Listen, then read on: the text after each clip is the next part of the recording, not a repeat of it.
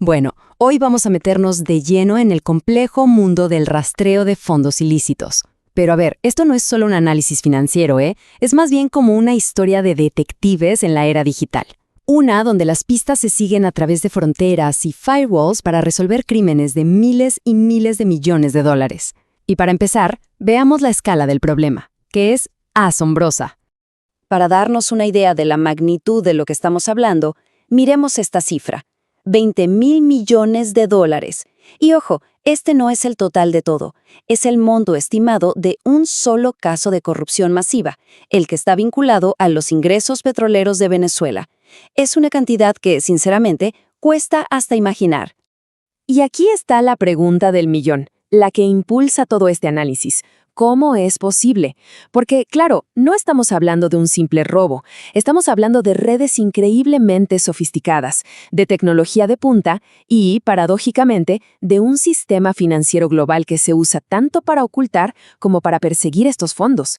Muy bien. Para empezar a desenredar esto, primero tenemos que entender la anatomía del crimen, o sea, cómo se arman estos desvíos masivos. Vamos a analizar algunos de los casos más importantes que han salido a la luz. A ver, el origen de estos esquemas nunca es simple.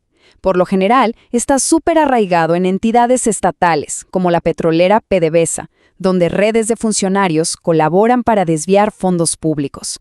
Y lo hacen con tramas muy elaboradas, mucho más complejas que un simple atraco a un banco. Ahora, lo que es realmente interesante de esta tabla es cómo nos muestra la diversidad de métodos. Vemos de todo. Desde el uso de tecnología de punta como los criptoactivos, que son básicamente monedas digitales diseñadas para ser difíciles de rastrear. En el caso PDVSA Crypto, hasta tácticas más clásicas como contratos falsos e inversiones en bienes raíces de lujo, como pasó en la operación Money Flight. Y en el medio, las operaciones de cambio opacas, que son esas transacciones de divisas hechas por fuera de los canales oficiales para esconder el origen y el destino del dinero. Y esto nos lleva directo a la persecución. O sea, con el dinero ya disperso por todo el sistema financiero global, ¿cómo se le sigue el rastro? Pues la respuesta empieza en los propios bancos, que son, quiérase o no, la primera línea de defensa. Para entender la cacería, primero hay que conocer las reglas del juego. Las normativas antilavado de dinero, o ALD, son como el manual que los detectives de este mundo, o sea, los bancos, deben seguir al pie de la letra para identificar y reportar cualquier actividad sospechosa. Y aquí es donde entra la tecnología. Pensemos en estos sistemas como, como sabuesos digitales. Son algoritmos de inteligencia artificial entrenados para olfatear anomalías. Por ejemplo, una cuenta que de repente recibe muchísimos depósitos en efectivo justo por debajo del límite que obliga a reportar.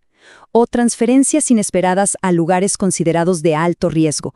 Cualquier cosa que se salga del perfil normal de un cliente puede hacer sonar una alarma.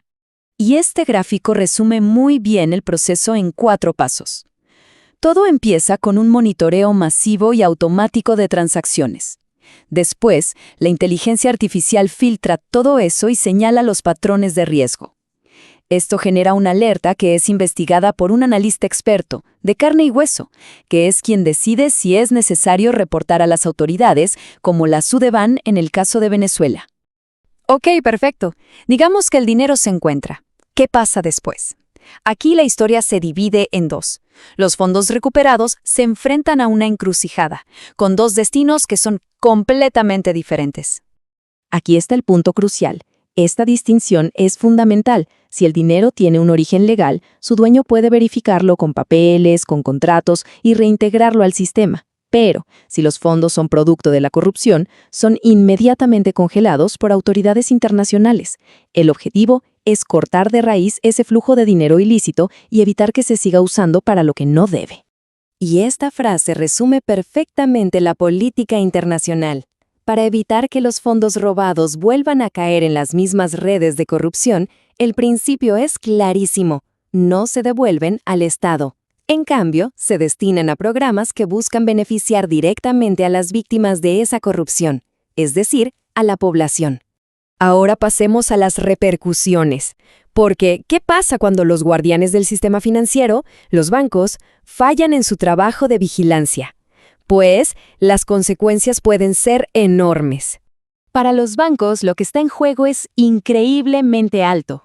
No es solo cumplir una regulación, es una cuestión de supervivencia.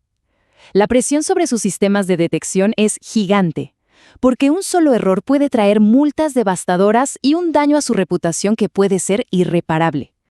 Y las sanciones van mucho más allá de lo económico. Suelen empezar con multas de millones, sí, pero pueden escalar rapidísimo a la suspensión de operaciones o incluso a ser excluidos por completo de sistemas financieros internacionales. Y peor aún, el daño a la reputación puede ser para siempre y los directivos pueden llegar a enfrentar consecuencias legales a nivel personal. Y para que esto no quede en algo abstracto, aquí tenemos un ejemplo real de 2023. 18 millones de pesos mexicanos. Fue parte de una multa que se le impuso a un banco en México por fallas en sus controles antilavado. Aunque no está ligado directamente a los casos venezolanos, es un recordatorio muy claro de que los errores en esta área se pagan, y se pagan carísimo, sin importar el país. Y bueno, todo esto nos deja con una reflexión final. A medida que la delincuencia financiera se vuelve más y más sofisticada, la tecnología para combatirla tiene que evolucionar todavía más rápido. La pregunta que queda flotando en el aire es, ¿quién va a ganar esta carrera? Esta especie de juego del gato y el ratón de alta tecnología. ¿Los criminales o los algoritmos? El futuro de la integridad financiera global, pues, depende de esa respuesta.